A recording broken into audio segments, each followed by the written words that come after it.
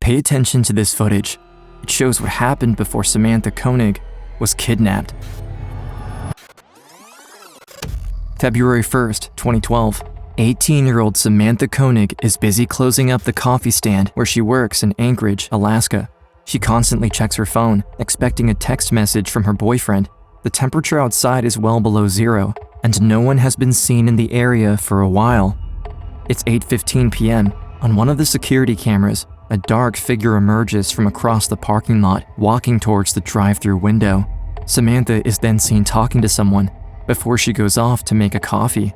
At first, everything seems normal. She engages with the man as she would any other customer, until Samantha takes a step back, holding both her hands up. She seems terrified, but watch closely. In the next few minutes, she's going to leave a clue behind that could ruin his plan. Following the man's orders, she turns off the lights in the front and in the back. It's hard to make out what's happening inside the coffee stand, but Samantha appears to remove money from the cash register before she crouches on the floor and puts her coat on. The man then asks her to turn around before he leans in through the drive-through window and binds her hands behind her back. He then jumps through the window and into the coffee stand. For the next several minutes, Samantha is trapped, not knowing what's going to happen to her. When they get up to leave, she has something stuffed in her mouth.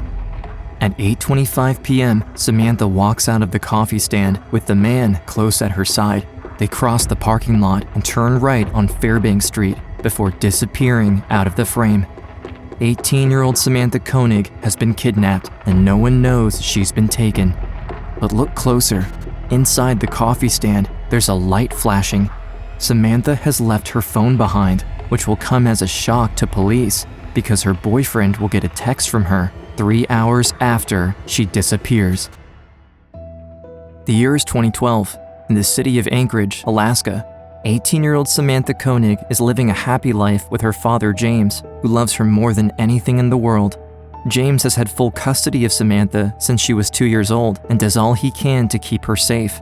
But she's now a high school senior and enjoys going out with friends.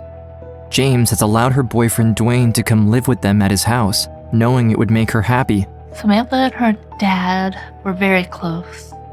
He's a really sweet person, a biker-type fellow. Samantha was his only biological child. Samantha was his world. Samantha has dreams of becoming a veterinarian. Her dad has been helping her prepare, and she's been saving up money for the future. She just started work at a new place called the Common Grounds, and on February 1st, she's working the evening shift alone. Her boyfriend Dwayne is supposed to pick her up after work. It's 8:30 p.m. Dwayne arrives late at the coffee stand and finds all the lights are off and the place is empty. He tries calling Samantha's cell phone multiple times but gets no answer. Because he was late, Dwayne thinks Samantha simply got a lift from someone else, so he decides to go home and wait for her there. It's 11:30 p.m., 3 hours later, when Dwayne finally gets a text back from Samantha, but the message only confuses him further. She writes, "I know what you did. I'm going to spend a couple of days with friends. Need time to think, plan. Acting weird. Let my dad know." Dwayne is shocked. He doesn't understand what he could have done that would make her angry. He shares the message with James, Samantha's dad, who immediately thinks, this doesn't sound like Samantha. It's 3 a.m. Dwayne is unable to sleep. He waits on the porch outside, hoping Samantha will come home when he sees a dark figure rummaging through his truck. Dwayne shouts out to the person and runs inside to get James. But when they get back outside, the figure is already gone. February 2nd, at 12:39 p.m., the Anchorage Police Department receives this 911 call. 911, what is the location of the emergency? I am at Common Grounds Espresso on Old Stewart and Tudor. My daughter works at the Common Grounds Espresso. She's been missing since she got off work last night. What's your daughter's name? Samantha Koenig. You got officers on your way. But before we continue, a quick thank you to today's sponsor. Aura. Support from partners like Aura helps us bring you more of the stories featured here on Unseen. If you've ever looked for your name online, you might have stumbled on your phone number, address, or even private information like your social security number. Online, data brokers spend hours trying to steal your personal records. And although there are laws protecting us in the real world, there's almost nothing stopping digital predators. For us at Unseen, going off-grid isn't an option when you're content creators, and it's not realistic for anyone who needs to function in the modern world. That's why we recommend Aura, the all-in-one identity protection service that helps you fight back. With Aura, you'll get comprehensive protection against viruses, ransomware, and phishing attacks. Their US-based fraud experts are always ready to help, 24/7, taking care of all the steps needed to rid the internet of your private information. On top of that, you'll get real-time fraud alerts for credit and banking, a secure VPN, an antivirus, a password manager, and more in one simple app. Don't leave yourself vulnerable. Click the link in our description at aura.com/unseen to get a 14-day free trial of Aura and start getting your information scrubbed off these data broker sites today. Thanks again to Aura for sponsoring this video. And now, back to the case of Samantha. Officer Kevin M. is the first to arrive at the scene. Got a call towards the end of the shift about a possible abduction from a barista at a coffee shop. I get there and talk to the barista's father and her boyfriend. I was concerned when he showed up at 8:15 to pick her up and she wasn't here. So I'm trying to put all this together. I have a father and boyfriend who say that a girl didn't come home. You get this weird text, and now somebody's rummaging through her truck, but they didn't call the police. That would be the most logical thing in my mind. In her truck? Yes, sir. At home? Yeah. Any reason we didn't report it? I just figured that she just had someone to go get something out of her truck. I'm thinking maybe she's got another boyfriend somewhere and she didn't want to come home. I don't know if this is truly an abduction, but we still have to investigate it as if it was. When Officer M turns his attention to the coffee stand, he talks to the barista who had opened the shop that morning. It basically looked like someone just literally walked out of their shift.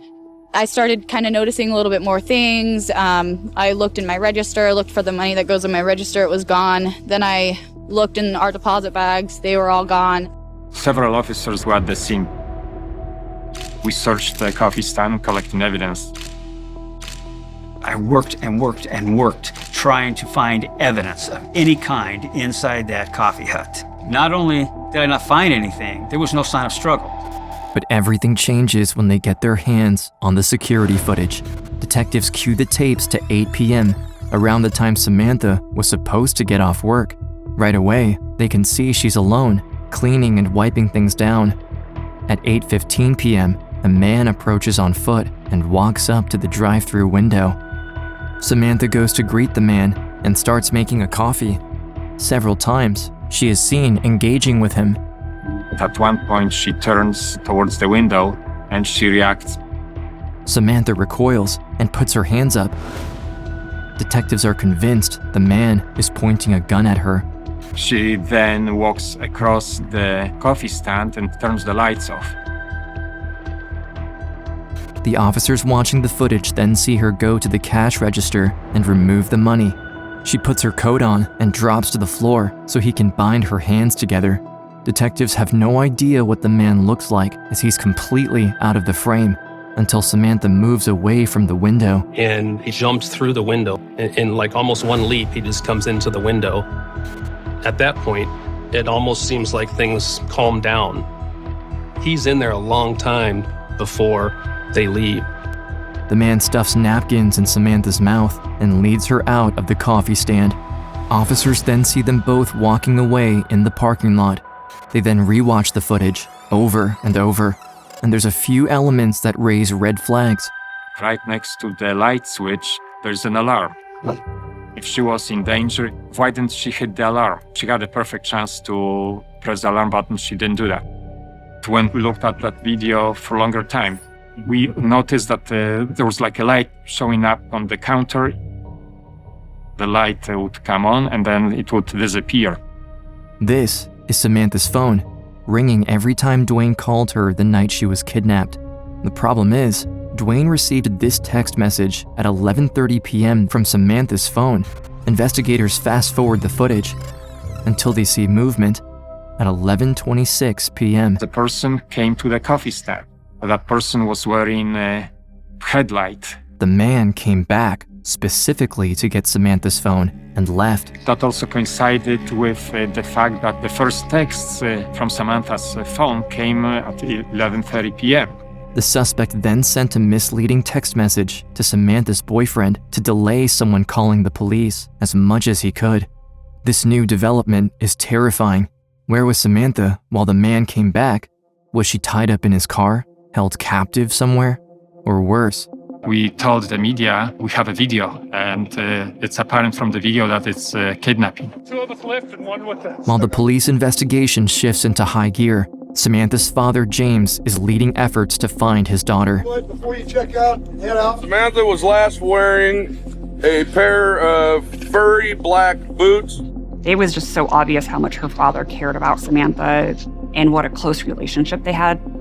James was devastated that his daughter was missing, and he had no idea where she was or what had happened to her. I don't know if my daughter's being fed, taken care of, if she's still alive, if she's getting any sleep. Please help find my daughter. The city of Anchorage was on heightened alert. For it to actually happen so out of the blue, I mean, it's scary. I can't believe this happened here in Anchorage. The Anchorage Police Department asks for help from the FBI, but they have very little to go on. First 48 hours or so in any case is important to try to develop as many leads as you can. February 4th, Samantha has been missing for 3 days. James Koenig has started collecting money for a reward fund, and donations are pouring in by the hundreds. There's a $41,000 reward for her safe return. The investigation expands, and the FBI retrieves surveillance footage from the Home Depot parking lot across the street from the coffee stand. You could see a couple walking through the parking lot near a busy restaurant and go into a vehicle. From there, they proceed to get surveillance tapes from nearby street cameras. While the quality of the footage is too grainy to see the license plate, they now have the suspect's vehicle. So we knew it was a white Chevy pickup truck that the suspect was using. The problem is, there's around 700 white Chevy pickup trucks identical to this one in the city of Anchorage alone. Days pass, and while investigators follow up on every lead, they're no closer to finding Samantha. Days soon turn into weeks. James refuses to stand by idly while his daughter is still out there, so he takes to social media and publicizes Samantha's disappearance. Right now, we're probably getting 2 or 3 tips a day. Whether they're helpful or not, I really can't decide. I don't know what avenue the police are taking in the investigation. There were, of course, trolls, like there is in any social media. There were people that had their own view that she wasn't actually missing. People can be so cruel. You know, I got to keep my spirits up and know that my heart still feels her and she's okay. And James Koenig pretty much called me daily. Slav, do you have anything new for me? Slav, is there anything we could do? Of course, I had a lot of sympathy for him. I'm a police officer, but I'm also a father. My daughter at the time was working in a coffee stand. You know, if it happened to Samantha, it could happen to somebody else. It's February 24th. Samantha has been missing for 23 days. James is out having a meeting at a restaurant with the search party team when Samantha's boyfriend, Dwayne, gets a text. His face goes sheet white. He hurries over to James and shows him the text. A text from Samantha's phone under a picture at Connor's Park, Ain't She Purty? James and his family rush over to Connor Park, where there's a bulletin board. Underneath a picture of a dog named Albert, there's a Ziploc bag. Inside is a folded sheet of paper. It's the first big break that happened in the case since obtaining some video evidence 3 weeks earlier. The letter is a ransom note written with a typewriter. The note confirms that Samantha is alive. In the note, he is telling us that once he collects $30,000 in 6 months to a year, then he will give information potentially where Samantha's at. There's a debit card number linked to Samantha's bank account where the funds should be deposited. Along with the ransom note, there's a photo of a young woman. She's naked, she's bound, her hair is braided, she's got duct tape over her mouth. The picture is a proof of life, showing a woman next to a newspaper from February 23rd. I contacted James Koenig if it was really his daughter. I knew that it was going to be heartbreaking for him to see that photo. It was just me and James Koenig in the interview room, and I put the photo in front of him. He stared at it for a long time, and then he said, "Yes, it is Samantha in the photo." When James learns about the ransom, he immediately tells Sergeant Markievich to use money from the reward fund. That same day, $5,000 is deposited into the account. We had a trace basically on the card so that if the card was used, we would be notified. However, it was a 10-minute delay in being notified. And 10 minutes in Anchorage at midnight, you can drive out of town. The city of Anchorage has about 500 ATM machines, making it impossible for them to monitor every single one. That night, the FBI gets a signal that Samantha's card has been used. Our officers rushed to the scene, but the suspect is gone. But what they do have is surveillance footage from the ATM. The suspect is wearing a mask, so they can't see any facial features. He has his hood up, is wearing goggles, and has on a big puffy jacket with the words Marine Corps on the back. But the most interesting part is the Nissan SUV the man is seen driving away in. This only confuses investigators further. Because the suspect could only withdraw the cash limit of $500, authorities are counting on him making another withdrawal. The FBI calls for backup and sends agents to every single publicly accessible ATM machine in the city of Anchorage. But the next time he uses the card is on March 7th in Wilcox, Arizona, over 4,000 miles away. The FBI contacts authorities in Arizona, but because of the 10-minute delay, the suspect is already gone. When they receive the footage from the ATM, investigators see the same man hiding his identity, but the car he's driving is now a white Ford Focus. That ATM withdrawal happens on March 7th. There's another one that day in Lordsburg, New Mexico. On March 10th, there's a withdrawal made in Humble, Texas. And then the next day, there's another withdrawal in Shepherd, Texas. During this whole time, we're asking ourselves, is Samantha with this individual? Is she in the vehicle? The FBI gets in touch with the Texas Rangers, and agents issue an alert to be on the lookout for a white Ford Focus. I get my patrol car, just take off patrolling. I look to my right, and the first thing I look at is a white Ford Focus. So I called the Ranger. We dropped everything we were doing then, and we told Ryan, do not lose that car. While FBI agents are on their way, State Trooper Brian Henry follows the white Ford Focus from a distance. We got to get probable cause to get him stopped, so try to get in position to get him speeding or find another traffic violation. The white Ford Focus is two vehicles in front of me.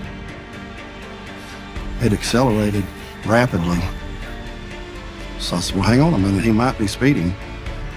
Checked him with radar, he was running 58 and a 55. Trooper Henry activates his lights. The car pulls into a local restaurant. As I walked up, I did realize we might be dealing with a kidnapping suspect. As he approaches the vehicle, he looks in the back seat, hoping to find Samantha, but the driver is alone. However, he knows there's still a chance she could be in the trunk. I kind of paused and looked through the window to see if I could see his hands. How you doing? Good. That's how it drove. Reason we stopped is I kind of down there looking around. Where are you from? I'm from Alaska.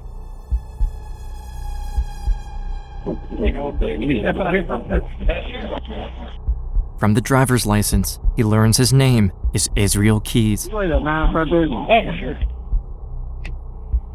The Texas Rangers and FBI agents quickly arrive on the site and take control of the situation. Hi there. Steve Raven with the Texas Rangers. Okay. How are you? I'm with FBI. Hi.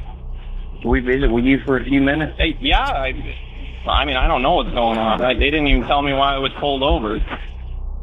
Can I look at your wallet? I gave you my ID. You're not searching anything. Look, you have not given me any information. I've been very open with you. I've been telling you everything. You're not searching anything of mine until I know what's going on and why I'm still standing here.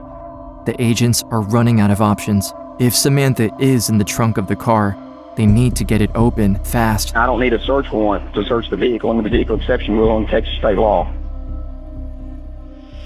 It's just general. How does that work if it's...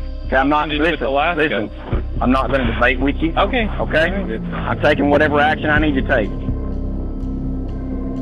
When they open the trunk, Samantha Koenig is not there. But what they do find directly connects Israel Keys to her kidnapping. Here you go. Hey. A gray hoodie, a mask, gloves, and goggles, the same disguise that was seen in the ATM videos. Inside the pockets, they find Samantha's phone and debit card. We got her gun. Sir, you're under arrest. Investigators back in Alaska take the name Israel Keys and execute a search warrant on his house. I sent our officers to Keys' residence immediately to see if Samantha was being held inside the house or being held captive there. When they arrive at the house, the first thing they notice is a white Chevy pickup truck and a silver Nissan Xterra SUV. The special assignment unit officers made entry into the home. We then searched the house, but Samantha's not in the house. After searching every square inch of the property, they find no evidence Samantha was ever there. There was a shed separated from the house. The whole shed was put onto a flatbed and taken back to the FBI building here in Anchorage. When the FBI dig into Israel Keys' life, they learn he has a girlfriend and a 10-year-old daughter. He owns a construction company and has never had any run-ins with the law. On the outside, no one could tell he was capable of doing something like this. The U.S. Marshals notified the court today that Israel Keys is in custody in the District of Alaska. The FBI is hoping to get Israel Keys talking. Only he knows where Samantha is. But when he's extradited back to Alaska, Keys learns from his lawyer that the computers from his house were seized, so he makes the most unexpected move. It's 15:48 by my watch. It's March 30th. You understand your rights? Yes. Are you willing to waive those rights and talk to us? Yes. He figured that having his computer would be able to find big pieces of evidence. I think everybody really wants to know where Samantha is. Was that an okay place to start, or would you like to start elsewhere? Yeah, we can pull up a map there of Palmer area. Okay. Keys directs them to an area north of Anchorage, towards Matanuska Valley. In that, like how many yards off the shoreline or feet off the shore? Right there. And points to a spot on the lake. And what should they look for specifically? Ice fishing spot. Was it a hole that you cut, or was the hole there? No, it was a hole I cut. You'll see it. You'll see where the hole was, probably. And Israel Keys said that is where we would find Samantha Koenig. So you killed her? Yes. We knew that Samantha Koenig is dead. We knew that there's no more hope. Earlier today, a forensic dive team discovered in Matanuska Lake what investigators believe to be the body of Samantha Koenig. A lot of people right now I know are just heartbroken. Everyone was rooting for her until the very end. We couldn't believe it. We feel for the family. It's absolutely devastating. Samantha's father, James, is at home, surrounded by family and friends when he learns the news. The room falls silent. James' worst fear has come true. I'd like to welcome you today to Samantha Koenig's celebration of life. James was devastated knowing that she wasn't going to be back. James will not have any grandchildren. James will not be able to give his daughter a hug ever again because of this creep. When did you first meet Samantha Koenig? Never met her. Never even seen her before.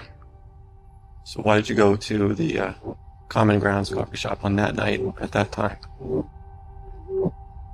Because they were open late. In his his interrogation, Keys gives the details of what happened to Samantha. I had my police scanner on me, and I had it in my ear. He tells her not to trigger the alarm because he will know if the police are notified and he will kill her. Told her we were going for a little walk. We were only about 100 feet from the coffee stand, maybe 200 feet. And she tried to get away. I tackled her. After that, she knew I was serious. After that, she didn't give me problems. She kept trying to talk to me, and I had to tell her to shut up a few times. Because she was, trying to make friends and stuff. And she's doing what she should be doing. She's really trying to personalize herself to him, and she's trying to do what she needs to do to get out of that situation. While he's driving around Anchorage, Keys asks Samantha for her phone. When she tells him it's at the coffee hut, he turns around and heads back. She tries to convince him there's an alarm on the door, but he doesn't believe her. He needed the phone in order to send the text to Samantha's boyfriend, which would ultimately buy him some time before police are notified that she's missing. Then, Keys drives her to his house and leads her inside the shed. At the time, his girlfriend was in the home, was still awake. His daughter was also at home, asleep. Keys doesn't think twice about keeping Samantha captive just a few feet away from where his 10-year-old daughter sleeps. After tying her to the wall and turning on some loud music, he asks Samantha for her ATM card. That's when he learns she left it in her boyfriend's truck. And that is when he leaves Samantha and goes back to Samantha's residence and goes into Dwayne's truck and ultimately finds the debit card. It's now at least 3:30 in the morning. Israel gets back to the house, and he's now going to fulfill his plan. That same night, Israel Keys rapes Samantha and kills her. The next morning, Israel returns to his life as usual. He wakes up his daughter and packs her bags. They're going on a family trip to New Orleans, where they will stay for the next few weeks. All the while, Samantha's body is still in the shed. But the most disturbing thing is what he does when he comes back from his trip. He puts into action the next part of his plan. Get ransom money by pretending Samantha is still alive. So he bought an old Polaroid camera in a thrift store. He put some makeup on her body. And he took a Polaroid of her, and he had a recent newspaper next to her. Like I say, you got your monster. In reality, Samantha was dead before police were even notified that she was missing. The details of what happened to his daughter are not shared with James Koenig, yet he is convinced she was not Key's first victim. He creates a Facebook page to piece together a timeline of Key's whereabouts from 2004 to 2012. He calls the page, "Have You Ever Met Israel Keys, Possible Serial Killer?" All James wants is to get closure for other families who might have lost someone. But when tips start coming in, the FBI is flooded by reports from multiple missing person cases across the country and decide to ask Israel Keys point blank. Are there any other people that you're responsible for the death of? I have lots more stories to tell if you're interested. Keys says he's willing to talk, but he wants it done on his own terms. He knows he has the upper hand. There's certain aspects of the things that I've done that I would prefer never became public. The reason Israel Keys doesn't want this to get out is because he doesn't want his daughter to find out. That doesn't stop him from enjoying the attention. I think that he likes to just sit there in a way and perhaps get some sense of delight by telling these horrific stories in such a casual way, knowing that he's likely shocking the investigators. As it turns out, James Koenig was right. Israel Keys is a serial killer, and he has been doing this for many years. He explains how he planned each of his murders and how he avoided detection. He would bury these kill kits in areas and then travel back to those locations to commit the next crime. He'd have rope, he'd have gloves, he'd have tape, he'd have zip ties. Some of them he would have a gun in there. Keys may be talking, but investigators are struggling to get the names of each one of his victims. They spend days talking to him, hours on end, bowing to each of his demands, until one day, a TV news channel makes this announcement. A Channel 3 news investigation over the last several months has led us to the identity of the man accused of killing the couriers. He finds out his name has been made public and stops talking. I have no reason to tell you more information. May 23rd, 2012.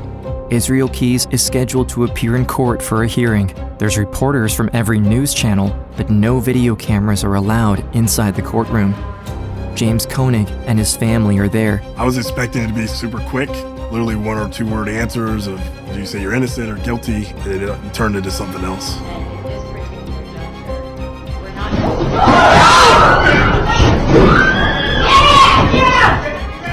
Keys jumps out of his seat over the guardrails that separates him from the rest of the gallery.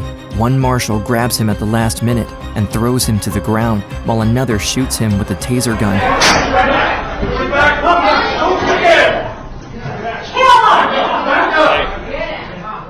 Without making a sound, Keys jumped the railing where family and friends of Samantha Koenig were seated together. James Koenig, Samantha's father, declined to comment outside the courtroom.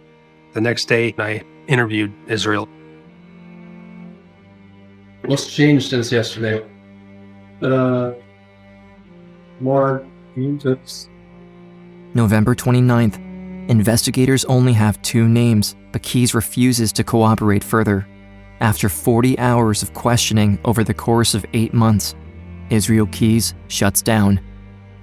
3 days later, a prison guard does a routine check of Keys' cell and stumbles upon a shocking scene. Federal inmate Israel Keys was found dead in his jail cell. A lot of people were glad he was dead. They think that's what he deserved, but there's a lot of information he took with him. Investigators are certain Keys had killed 11 people, but for now, they only have 3 names: Bill Courier, Lorraine Courier, and Samantha Koenig. However, Special Agent Kat Nelson is convinced more cases will be solved, and she continues to work so that the families of his victims can finally get closure. It won't be easy by any means, and it may take a long time, but I'll never give up trying. As for James Koenig, Samantha's father, it's because of his relentless efforts that a serial killer was caught, finally putting an end to his reign of terror. Since his daughter's death in 2012, he's created an organization that helps others find missing family members. It works to help conduct searches, offering support and advice. The program is called Seeking Alaska's Missing, or SAM for short. Family and friends are also working to pass a bill that aims to improve workplace safety across Alaska so that what happened to Samantha never happens again, naming it the Samantha Koenig Safety Act. As of today, they are still working to pass this bill and are asking for support from the public. While James has lost his only daughter, she will always be in his heart, and through his work, he's making sure Samantha's memory lives on.